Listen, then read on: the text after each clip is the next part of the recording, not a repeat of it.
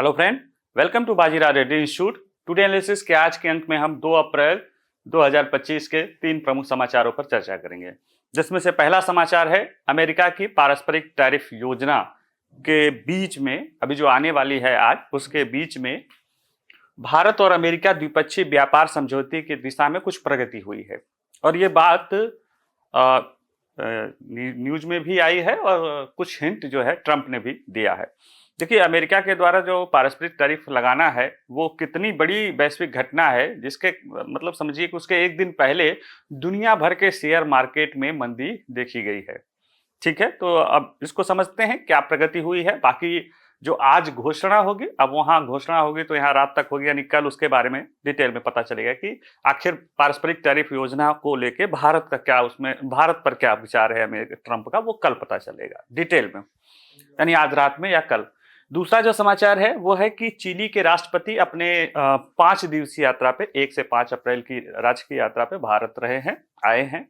Gabriel जो है font करके हैं, उनके द्वारा जो है उनके साथ द्विपक्षीय वार्ता के क्रम में प्रधानमंत्री ने और उन नेताओं ने ये कहा है कि हम व्यापक आर्थिक भागीदारी समझौते की तरफ बढ़ेंगे, जो कि क्रिटिकल मिनरल की सुरक्षा सुनिश्चित करने के मेन पहलू उसमें लिया हुआ होगा, तो इसको समझेंगे। तीसरा समाचार है कि चीन के राष्ट्रपति द्वारा हमारे राष्ट्रपति को एक संदेश, बधाई संदेश दिया गया है, जिसमें ये कहा गया है कि ड्रैगन और एलिफेंट टैंगो, यानी ड्रैगन और एलिफेंट नृत्य करें। और ये बातें तो चीन के विभिन्न जो है अधिकारी कहते रहे हैं, लेकिन चीन के राष्ट्रपति द्वारा हमारे राष्ट्रपति को संदेश दिया गया है। कब दिया गया है? भारत और चीन के द्विपक्षीय जो या राजनयिक संबंध है उसके 75वीं वर्षगांठ पे। भारत चीन का जो है द्विपक्षीय संबंध 1 अप्रैल 1950 से शुरू हुआ था, और भारत पहला एक तरह से गैर समाजवादी देश था जिसने चीन से अपने राजनयिक संबंध, यानी साम्यवादी चीन से अपने राजनयिक संबंध शुरू किए थे। तो उसको भी समझने की कोशिश करेंगे। आइए देखते हैं जो इस समय दुनिया की सबसे बड़ी खबर बनेगी या है चर्चा में, जिसके कारण दुनिया के शेयर मार्केट जो है कह सकते हैं कि पतले हुए जा रहे हैं, उनमें गिरावट के अंश देखे जा रहे हैं। उसी से जुड़ा ये समाचार है कि कल जो है एक समाचार ये था कि भारत और ट्रंप के टैरिफ योजना के बीच भारत और अमेरिका का जो द्विपक्षीय व्यापार वार्ता या बीटीए है कि इस वर्ष के अंत तक करना है, जब प्रधानमंत्री गए थे व्हाइट हाउस, तो उसको लेकर कुछ प्रगति हुई है, सकारात्मक प्रगति हुई है। हालांकि कुछ चिंताएं भी बनी हुई है। उसमें जो बात कही गई है कि पीएमओ के हस्तक्षेप के बाद टर्म ऑफ रेफरेंस तय हो गया है कि किस पे बात करनी है। और उसके पहले ही सुबह जो है ट्रंप का एक स्टेटमेंट आया था कि जब उनसे पूछा गया कि क्या ये आपकी जो पारस्परिक टैरिफ योजना है ये अमेरिका के सहयोगियों को चीन के साथ नहीं खड़ा कर देगा, तो उन्होंने कहा उनको ऐसा नहीं लगता है।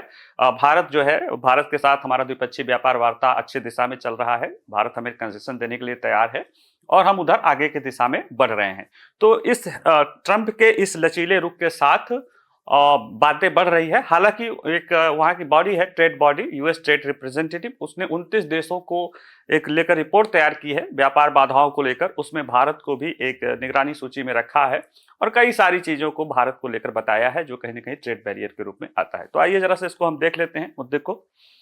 देखिए चर्चा में क्यों है। 2 अप्रैल को अमेरिकी पारस्परिक टैरिफ योजना लागू होना है, उसके एक दिन पहले प्रधानमंत्री कार्यालय के हस्तक्षेप के बाद भारत ने अमेरिका के साथ द्विपक्षीय व्यापार समझौता, बायलैटरल ट्रेड एग्रीमेंट, ये फ्री ट्रेड एग्रीमेंट नहीं है। फ्री ट्रेड एग्रीमेंट में क्या होता है कि 2 देशों के बीच होगा तो उसमें जो है मुक्त व्यापार समझौता होता है और कुछ जो है लिस्ट होता है जिसपे निगेटिव लिस्ट में रखा जाता है। ये बायलैटरल ट्रेड एग्रीमेंट में वो चिन्हित वस्तुएं होंगी जिन पे शुल्क कम किया जाएगा या जीरो किया जाएगा, यानी एक दूसरे के व्यापार को बढ़ावा देने के लिए सिलेक्टिव इस अप्रोच अपनाया जाएगा। यानी फ्री ट्रेड एग्रीमेंट इससे ज्यादा व्यापक अवधारणा है। तो अभी भारत और अमेरिका, जब प्रधानमंत्री नरेंद्र मोदी जो है फरवरी में गए थे अमेरिका, तो दोनों के बीच ये तय हुआ था कि इस साल के अंत तक दोनों जो है बायलैटरल ट्रेड एग्रीमेंट की तरफ आगे बढ़ेंगे, जिसका लक्ष्य है कि 2030 तक जो वर्तमान ट्रेड 200 अरब डॉलर के बीच में है वस्तु और सेवा का, उसको 500 अरब डॉलर ले जाना है। तो ये बातें चल रही थी, कई दौर की वार्ता हो रही थी। अमेरिकी जो है वार्ताकार भी आए हुए थे, 4 दिन तक वार्ता हुई थी और उसके दौरान ही जो है पीएमओ के निर्देश के बाद जो है अंततः जो है टर्म ऑफ रेफरेंस या संदर्भ की शर्तों को सहमति व्यक्त की गई है। और यह वार्ता की रूपरेखा निर्धारित करने वाले टर्म ऑफ रेफरेंस को 4 दिनों की वार्ता के बाद अंतिम रूप दिया गया है, और जिसमें ये देखा जाएगा कि भारत को अमेरिका क्या रियायत देगा और बदले में भारत अमेरिका को क्या रियायत या ट्रम्प जो है टैरिफ में क्या छूट दे सकती है। कुल मिला के इसमें यह तय हुआ है कि किस तरह से एक दूसरे के बीच व्यापार को बढ़ावा दिया जाए, एक दूसरे के हितों को आगे बढ़ाया जाए।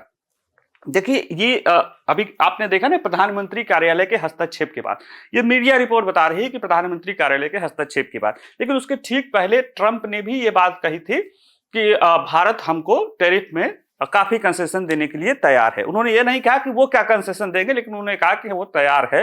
इसका मतलब है कि कहीं ना कहीं अनऑफिशियली भारत जो है ट्रंप और प्रधानमंत्री के बीच जो है कुछ न कुछ बात हुई होगी, और ये जो दो नेताओं के बीच के जो संबंध होते हैं, जो अच्छे संबंध होते हैं, वो कहीं ना कहीं आने वाली अड़चनों को कम करते हैं और चीजों को फास्ट ट्रैक करते हैं। तो जब बात होती है कि प्रधानमंत्री नरेंद्र मोदी और ट्रंप मित्र हैं, तो इसका मतलब ये नहीं है कि दोनों अपने अपने हितों से अनदेखा कर देंगे। बशर्ते क्या होता है कि जहां टकराहट हो जाती है और कोई नहीं समझा पाता है, तो वो दोनों देश आपस में तय कर ले, दोनों नेता आपस में अगर अच्छे संबंध हैं तो उस चीजों को ग्रीसिंग हो जाती है कि चीजें थोड़ी सी स्मूथली आगे बढ़ जाए, और वो ये चीजें यहाँ पे दिखाई दे रही है।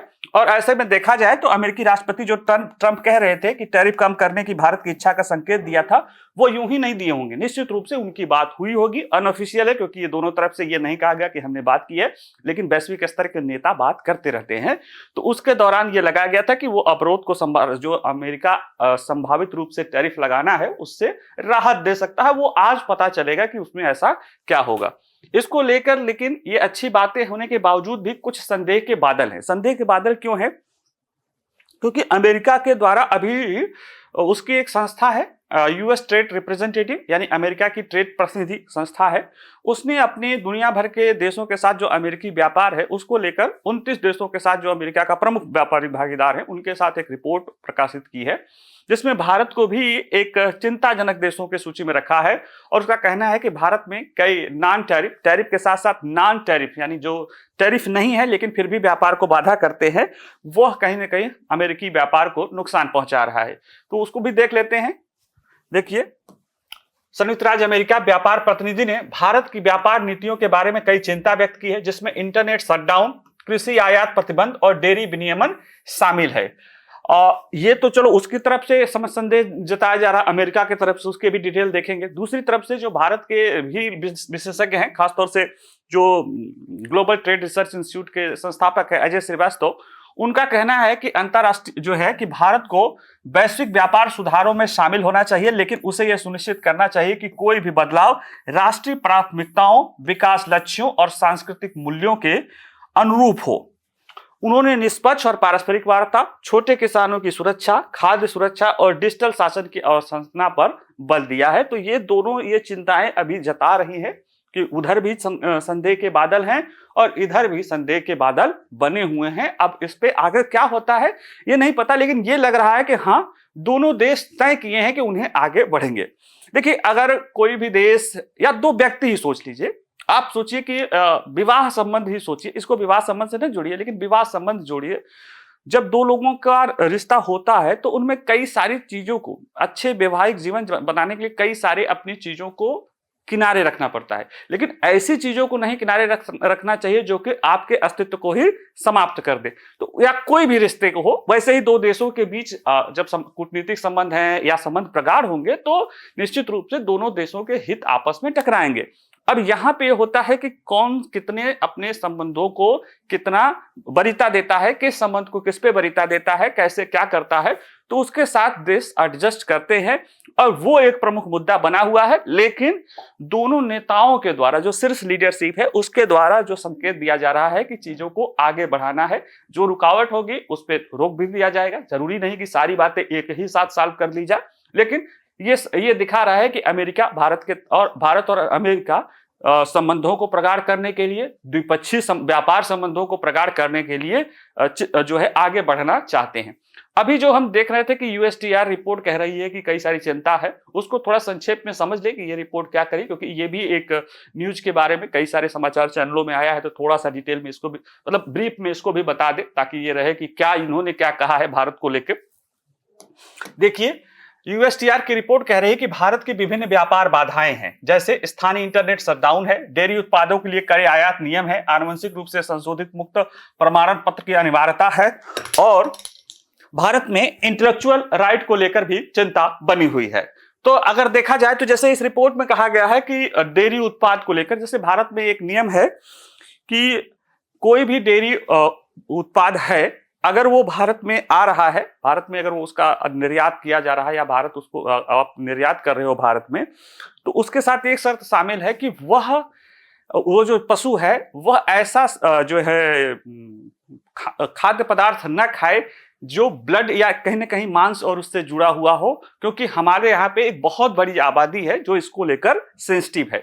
तो ये हमारे लिए तो सेंसिटिव मुद्दा है, अमेरिकी लोगों को लगता है कि ये भारतीय लोग जो है ये ट्रेड बैरियर के रूप में लगा रहे, क्योंकि उनके यहाँ पे तो पशुओं को भी कई सारे जो मिक्स फीड कहते हैं, कई सारे ऐसे मांस वाले चीजें भी मिले हुए उनको भोजन में दिया जाता है। लेकिन वो भारत में ऐसे किसी भी जो है कह सकते हो किसी धर्म के लोगों को जो है वो सेंसिटिव मुद्दा है, और वो कहीं ना कहीं हम कह रहे दूध घी खा रहे हैं, हमको वैसे तो देखा जाए वेस्टर्न नजरिए से तो दूध घी जो है नॉन वेज है, नॉन वेजिटेरियन है, लेकिन हमारे यहाँ पे वो न केवल वेजिटेरियन माना शाकाहारी बल्कि वो शुद्ध भी माना जाता है अगर वो गाय के दूध का हो। तो ऐसे में हमारे लिए ये है कि वो हमारे सेंटीमेंट से जुड़ा हुआ है और उनको लगता है कि वो कहीं ना कहीं ट्रेड बैरियर के रूप में है। तो ऐसे कई सारे मुद्दे उन्होंने बताए हैं। ये भी बताया है कि दूध, सुअर का मांस और मछली उत्पादों के आयात पर भारत के नियमों को चिन्हित किया, जैसे इसमें है कि वैज्ञानिक या जोखिम आधारित औचित्य प्रदान किए बिना ही आनुवांशिक रूप से संशोधित मुक्त प्रमाण पत्र की आवश्यकता है, यानी कि जीएम फसलें नहीं होनी चाहिए। अब इनको कौन बताए कि हमारे यहाँ पे जो रूल्स ऑफ द लॉ है, हमारा संवैधानिक व्यवस्था खासतौर से जो न्यायिक प्रणाली है वो अमेरिकी न्यायिक प्रणाली से ज्यादा कह सकते हो व्यवस्थित करती है, और सुप्रीम कोर्ट ने जीएम मॉडिफाइड फसलों को लेकर जो है रोक लगा रखी है। हमारे यहाँ पे एक फ्लोरिश सिविल सोसाइटी ग्रुप है, नागरिक समाज है, जिसमें से ज्यादा को तो यूएसएड ही पैसा देके खड़ा करता है, लेकिन खैर वो बात अलग, उनके द्वारा इसका विरोध किया जाता रहा है जेनेटिकली मॉडिफाइड की। तो जो हम खुद ही जेनेटिकली मॉडिफाइड नहीं खाते हैं तो आपके यहाँ के जेनेटिकली मॉडिफाइड को क्यों खाएंगे भाई? आपके यहाँ जेनेटिकली मॉडिफाइड आप इस्तेमाल किया जाता है, आप करो। यहाँ पे वैज्ञानिक प्रयोग छोड़ो, जब पूरी तरह से रोक है, जेनेटिकली मॉडिफाइड फूड के लिए रोक है, चाहे ब्रिंजल हो, टमाटर हो, हाँ केवल कॉटन का चल रहा है। तो ऐसे में हम खुद ही, हमारे यहाँ खुद ही, जबकि उसको इस्तेमाल किया जाए तो हमारे यहाँ पे उत्पादकता बढ़ेगी, किसानों की आय बढ़ेगी, लेकिन कई सारी चीजों को ध्यान में रखते हुए हम उसका इस्तेमाल नहीं कर रहे हैं। तो जब हम ही नहीं इस्तेमाल कर रहे हैं तो आपके यहाँ के उत्पादन चीजों पर हम रोक लगाएंगे। तो हमारे यहाँ पे हमारे कानून का अब यही सब चीजें समझाई जाती है, जबकि ट्रेड वालों को लगा है कि नहीं ये नॉन टैरिफ बैरियर के रूप में, क्योंकि उनके यहाँ पे ज्यादातर जेनेटिकली मॉडिफाइड फसलें जाते हैं, वो ज्यादा पैदावार देती है। लेकिन भारत में जेनेटिकली मॉडिफाइड पौधे हम खाद्य जो है पदार्थ का उपयोग ही नहीं कर सकते हैं। वो सुप्रीम कोर्ट की रोक भी है, और हमारे यहाँ पे व्यापक तौर पर जो फ्लोरिश जो है सिविल सोसाइटी है वो कहती है कि ये चीजें नहीं होनी चाहिए। ठीक है, तो यही सब बातें बताई जाती होंगी जब चर्चा होती होगी कि भाई देखो हमारे यहाँ पे बेहतर लोकतंत्र है, सुप्रीम कोर्ट हमारे यहाँ पे पावर जो है एक सर्वोच्च संवैधानिक संस्था, एक संवैधानिक संरक्षक के रूप में है, लोगों के अधिकारों के संरक्षक के रूप में है, फ्लोरिश सिविल सोसाइटी है, और सच्चाई भी है। हमारे यहाँ पे कहाँ जेनेटिकली मॉडिफाइड कोई नहीं यूज किया जाता है जो खाद्य हो। ठीक है, खाद्य पदार्थों पे एक तरह से रोक है। सरसों की बात आ रही है जो कि दिल्ली यूनिवर्सिटी के वीसी थे, उनका रिसर्च है, लेकिन नहीं है तो नहीं है। अब जब होगा तो फिर हम अगर हम कर रहे होते और आपको रोकते तो आप नॉन टैरिफ बैरियर के रूप में से आप कहते। ठीक है, लेकिन फिर भी उन्होंने इसको भी इसमें दिखाया है। साथ ही साथ एक चीज और है कि बौद्धिक संपदा अधिकार को लेकर चिंता व्यक्त की है कि पेटेंट में अनुदान में देरी होती है, व्यापार रहस्यों की सुरक्षा के लिए विशेष कानूनों की कमी है। तो ये निश्चित रूप से पेटेंट को लेकर तो वैसे भी हमारे ये मेरे लिए, हमारे देश के लिए भी, मेरे लिए मतलब हमारे देश के लिए भी एक चिंता का विषय है, जो कहीं ना कहीं हमारे देश में इंटेलेक्चुअल प्रॉपर्टी राइट को आगे बढ़ने देने में रोकता है। तो ये उनकी बात कही गई, ये तो ठीक है, लेकिन ये कहना कि हमारे यहाँ पे ट्रेड जो है डिस्प्यूट है, ये एक जनरलाइज जो है वो है कि चोरी होती है, उसके लिए कोई कानून नहीं है, वो बात कुछ और कहना चाह रहे हैं और मूल्य नियंत्रण की बात कर रहे हैं। जैसे देखिए अमेरिका में कोरोनरी स्टेंट और घुटने के प्रत्यारोपण की है, भारत में उसमें प्राइस कैप, इनका कहना है कि इसकी वजह से अमेरिकी कंपनियां चूंकि उनके प्रोडक्ट महंगे होते हैं यहाँ पे सस्टेन नहीं कर पाते हैं। तो ये कुछ बातें हैं जो उनके द्वारा उठाई गई है। कुछ और बातें उठाई गई है जैसे डेटा का लोकलाइजेशन है। भारत ने कहा कि डेटा जो है घर पे ही यहीं पर रहेगा। जैसे 2019 में आरबीआई ने कह दिया कि फाइनेंशियल ट्रांजैक्शन का जो भी डेटा होगा वो भारत के अंदर ही होगा। इस बेस को लेकर है। तो ये कुछ बातें हैं जो उनकी कहनी बातें, इस पर चर्चा चलेगी। भारत ने भी बताया होगा कि तुम्हारी ये चीजें हैं, ये चीजें हैं, आओ इस पे बात करते हैं। तो बहुत सारी बातें होंगी, लेकिन हाँ टर्म ऑफ प्रेफरेंस कह दिया गया है कि किन किन मोटे मोटे एक तरह से कह सकते हो कि वो प्रोफार्मा बना दिया गया है कि हाँ भाई अब एक फील्ड का जो है मैदान ग्राउंड तय है, अब इन पर जो है हेडिंग तय हो गई है, उन हेडिंग पे अब चर्चा करो और उस दिशा में चर्चा करो। और ऊपर से जो नेतृत्व है ट्रंप हो या मोदी हो वो उसको देख रहे हैं। ठीक है, चलिए अगला देखते हैं।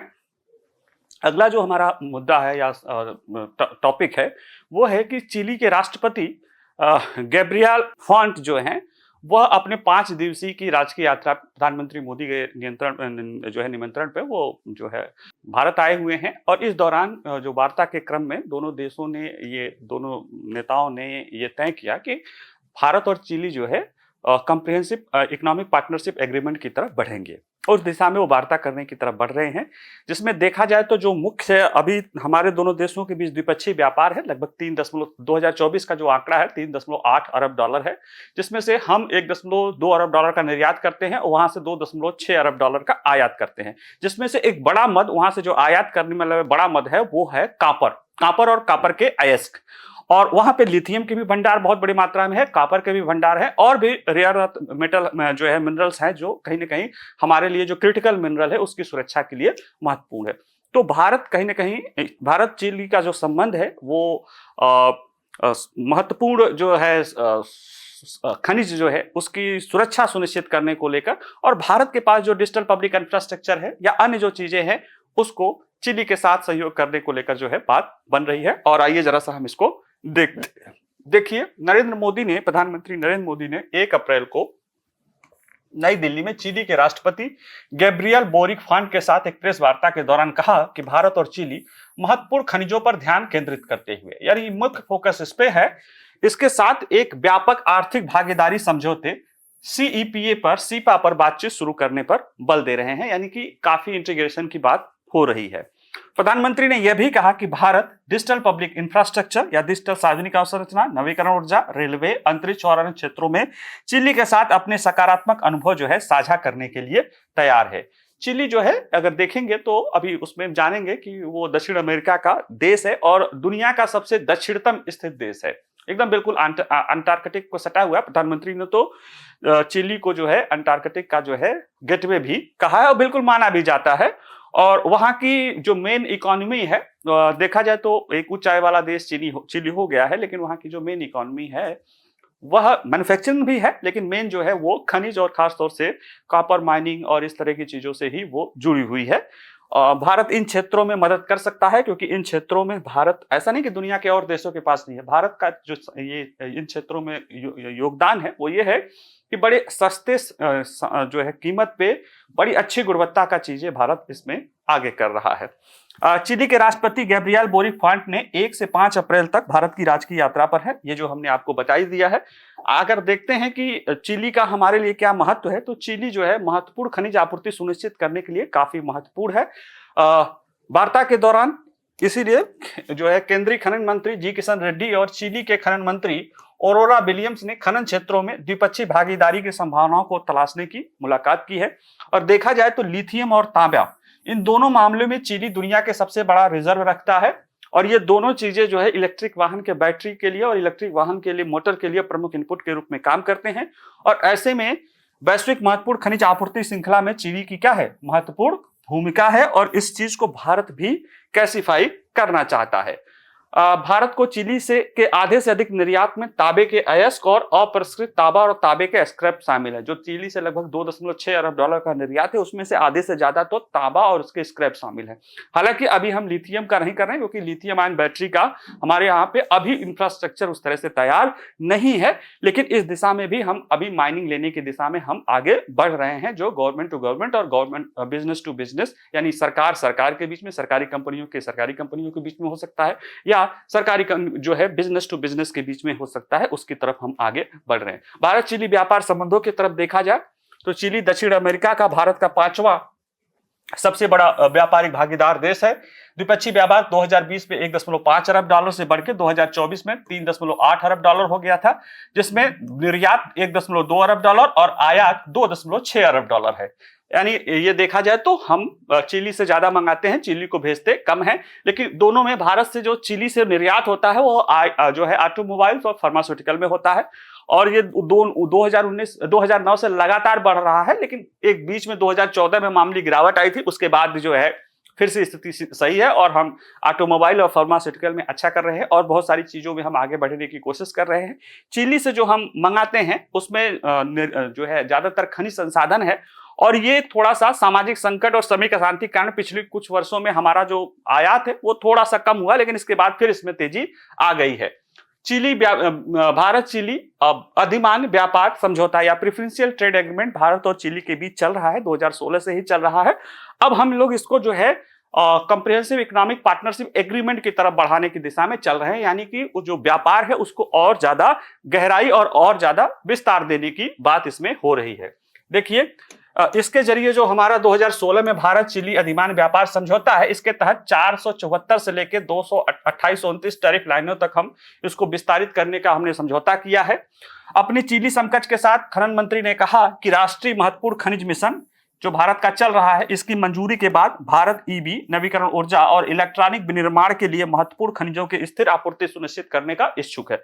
सरकार ने राष्ट्रीय महत्वपूर्ण खनिज मिशन चलाया है, यानी जो अर्थव्यवस्था के लिए जो महत्वपूर्ण खनिज है उनकी आपूर्ति कैसे सुनिश्चित की जा सके, उसके कई सारे प्रोग्राम है। उसमें यह भी है कि जहां पे प्रमुख वैश्विक विदेशी स्तर पे भी अगर जहां जिन देशों में प्रमुख खदानें हैं वहां पे इसे सुनिश्चित किया जाए, गवर्नमेंट टू गवर्नमेंट या गवर्नमेंट टू बिजनेस मॉडल। इसमें भारतीय कंपनियां चिली में ग्रीन फील्ड यानी एकदम नया जो है लगाना है, या ब्राउन फील्ड जो पहले से चल रहा खनिज संसाधन है उनको जो है एक्वायर करेंगे, और इसके लिए गवर्नमेंट टू गवर्नमेंट और बिजनेस टू बिजनेस मॉडल को बढ़ावा दिया जाएगा।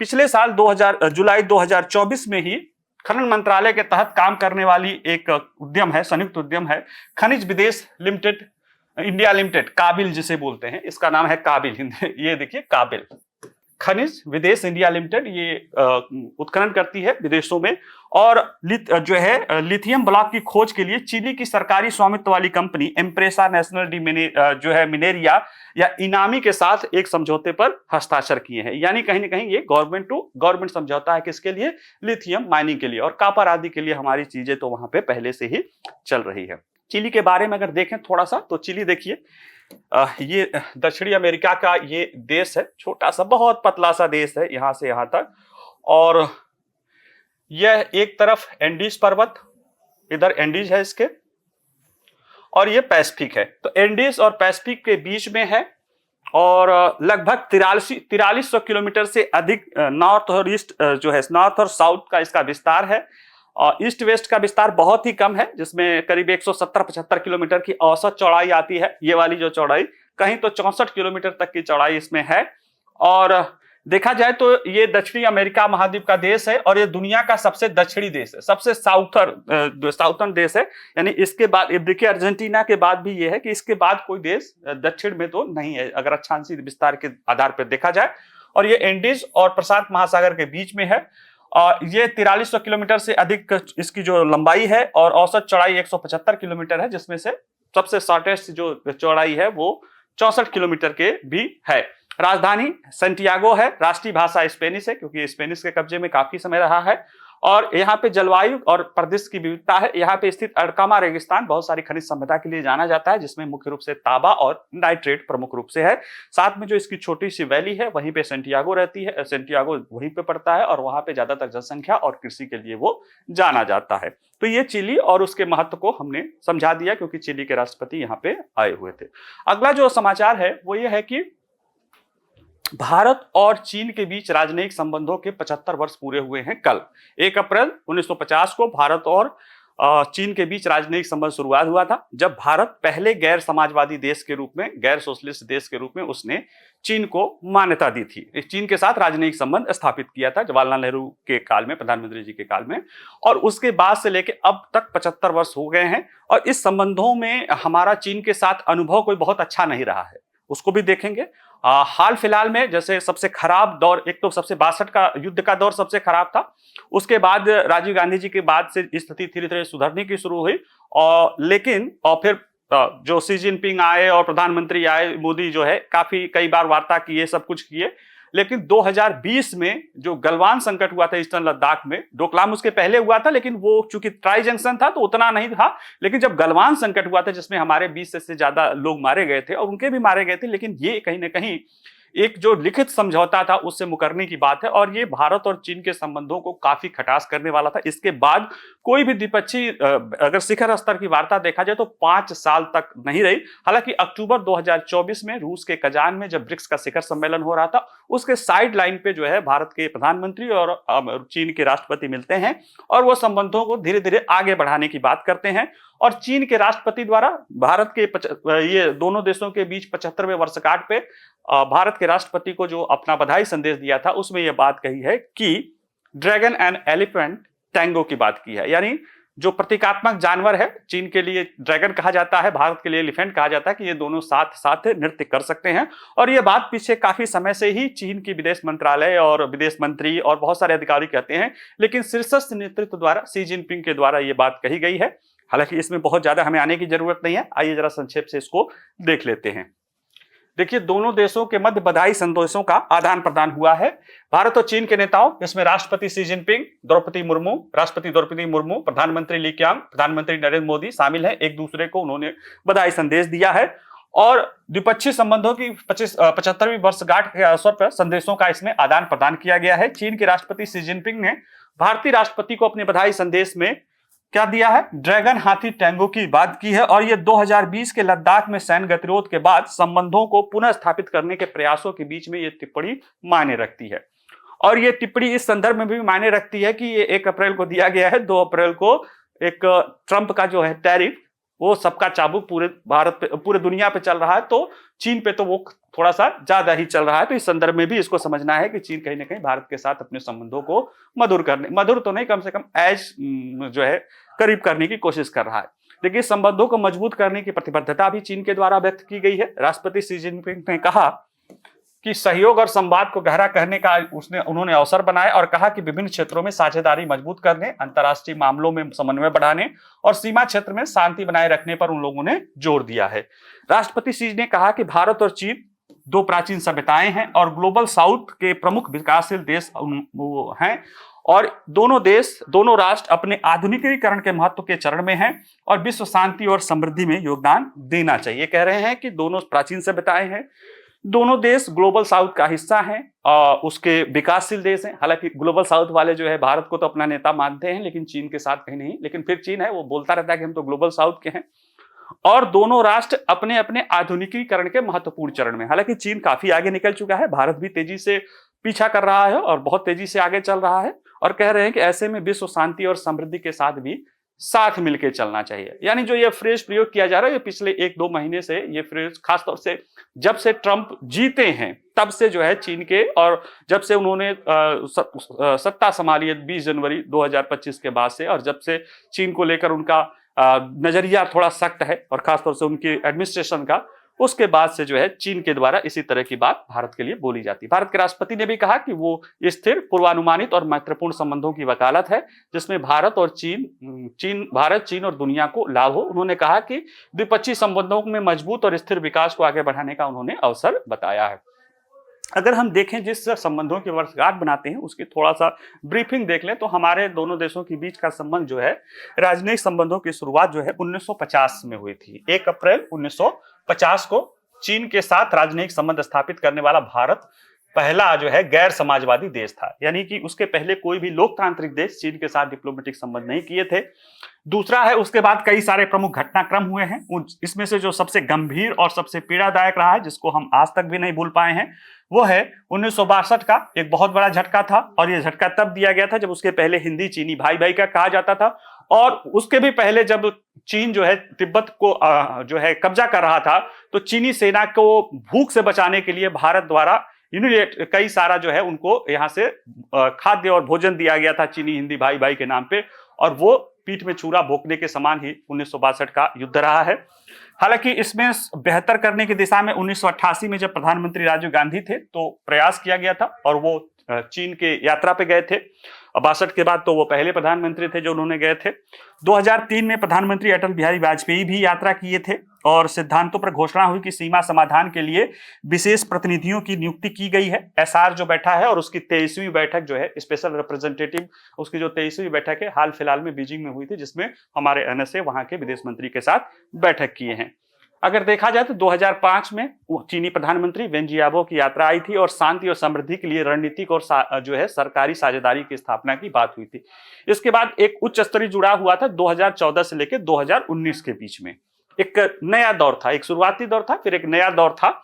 इसमें 2014 में राष्ट्रपति शी जिनपिंग की भारत यात्रा हुई थी, और उसमें एक करीबी विकासात्मक साझेदारी के रूप में फिर से परिभाषित करने की बात की गई थी। 2015 में प्रधानमंत्री नरेंद्र मोदी की चीन यात्रा हुई थी, जिसमें द्विपक्षीय वार्ता मजबूत किया गया था, और कई सारे अनौपचारिक शिखर सम्मेलन भी हुए थे, जिसमें वुहान में हुआ था 2018 में, चेन्नई में हुआ था 2019 में। ये सारी भी चीजें हुई थी, लेकिन फिर एक प्रमुख चुनौती जो कि 62 युद्ध के बाद प्रमुख रूप से आई थी, वो थी पूर्वी लद्दाख में 2020 में मई जून के बीच में, जब दुनिया कोरोना से जो है परेशान थी, वो भी चीन के वुहान के जरिए। उसी दौरान एलएसी पर गतिरोध देखा गया, खासतौर से गलवान घाटी में, और ये द्विपक्षीय संबंधों पर इसने प्रतिकूल प्रभाव डाला, और उसके बाद चीजें काफी खराब हो गई थी। भारत और चीन के बीच लगभग अब एक समझ लीजिए कि कामकाजी ही राजनयिक संबंध रह गए थे।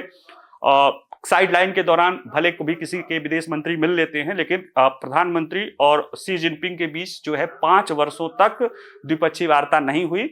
20 अक्टूबर 2024 को फिर दोनों देशों के बीच वार्ता हुई, और इसलिए उसको भी हम देखते हैं कि आधुनिक जो भारत चीन के मध्य सीमा गतिरोध हल करने के लिए जो उच्च स्तरीय बैठकें हैं, क्योंकि एक बहुत प्रमुख कारण है, भारत का मानना है कि जब तक ये हल नहीं होगा भारत चीन के बीच संबंध संभाल नहीं हो सकते हैं। देखिए, फरवरी 2025 में चीन ने घोषणा की कि वह पूर्वी लद्दाख में सीमा गतिरोध को समाप्त करने के लिए भारत के साथ मिलकर काम कर रहा है, और यह बयान अक्टूबर 2024 में डेमचोक और देप्सांग में 2 घर्षण बिंदुओं पर चीन के साथ समझौते की पुष्टि के बाद आया, जिसमें सैनिकों की वापसी 2020 के बाद गलवान संघर्ष के बाद पहली बार हो रही थी। और द्विपक्षीय संबंध सुधारने के प्रयास में प्रधानमंत्री नरेंद्र मोदी और राष्ट्रपति शी जिनपिंग ने अक्टूबर 2024 में रूस के कजान में मुलाकात की, जब ब्रिक्स सम्मेलन के साइडलाइन में मुलाकात की, क्योंकि उस दौरान तक लगने लगा था कि ट्रंप की जो है वापसी, हालांकि जो बिडेन भी शक्ति दिखाना शुरू कर रहे थे, लेकिन ये लगने लगा था कि ट्रंप की वापसी हो रही है, और ट्रंप अपना पूरा फोकस चाइना के विरुद्ध देंगे। इसको लेकर चीन को भी समझ में आ रहा था कि उसको भारत के साथ संबंधों को बेहतर करना पड़ेगा, और इस दिशा में वो फिर पहली जो है बहुत 5 साल बाद दोनों के बीच कहीं ना कहीं एक शिखर वार्ता होती है। और इसके बाद जो है उसमें तय हुआ कि जो द्विपक्षीय वार्ता तंत्र है उसको, सीमा वार्ता तंत्र, उसको बढ़ाया दिया जाए। तो बीजिंग में राष्ट्रीय सुरक्षा सलाहकार अजित डोभाल और चीनी विदेश मंत्री वांग यी के बीच 23वीं विशेष प्रतिनिधि वार्ता हुई थी। वही जब हमारे तत्कालीन प्रधानमंत्री अटल बिहारी वाजपेयी जी गए थे, तब वो जो बात हुई थी, तो उसी पर जो प्रतिनिधि बैठक थी उसी का वार्ता हुआ था। उसमें एक्सकेलेशन यानी कि जो तनाव है उसको कम करने की दिशा में बढ़ने की तरफ बढ़ा था। 21 फरवरी 2025 को विदेश मंत्री एस जयशंकर की जो है साउथ अफ्रीका में G20 की विदेश मंत्रियों की बैठक होती है। उस दौरान ये बात किया जाता है कि भू राजनीतिक चुनौतियों और बहुपक्षीय सहयोग और विकास संघर्षों को बढ़ावा देने की बात की जा रही है, क्योंकि अमेरिका ने कहीं ना कहीं G20 और ब्रिक्स आदि देशों के या मल्टीलेटरलिज्म से अलग हटने की बात कही थी। तो दोनों देशों ने कहा था कि वो एक दूसरे को सहयोग करेंगे, और हाल फिलहाल में विदेश मंत्रालय के सूत्रों ने कहा है कि डी एक्सक्लेशन की प्रक्रिया तय योजना तरीके से धीरे धीरे आगे बढ़ रही है। तो ये आज के सारे समाचार रहे हैं, जिसमें हमने देखा है कि भारत और अमेरिका के बीच व्यापार वार्ता कैसे के तरफ कुछ प्रगति की दिशा दिख रही है। वैसे तो 2 अप्रैल आज ही के दिन ट्रंप के द्वारा अपने परस्पर जो है टैरिफ योजना लागू करना है, तो उसको अभी देखना बाकी है। दूसरा, हमने देखा कि चिली के राष्ट्रपति भारत के यात्रा पे रहे, उस दौरान भारत चिली के संबंध और कैसे आगे बढ़े हैं। और तीसरा, भारत और चीन के बीच जो 75वीं वर्षगांठ है राजनयिक संबंधों की, उसको लेकर थोड़ा सा समझने की कोशिश किए हैं। इससे जुड़े प्रश्न हमारे वेबसाइट पे रहेंगे, वहां से जाके आप सॉल्व कर लीजिएगा, पीडीएफ में भी रहेंगे। बाकी कोई प्रश्न हो तो कमेंट्स बॉक्स में पूछ सकते हैं। और वीडियो पसंद आए तो लाइक करिए, शेयर करिए और मुस्कुराते रहिए, पढ़ते रहिए। नमस्कार, धन्यवाद।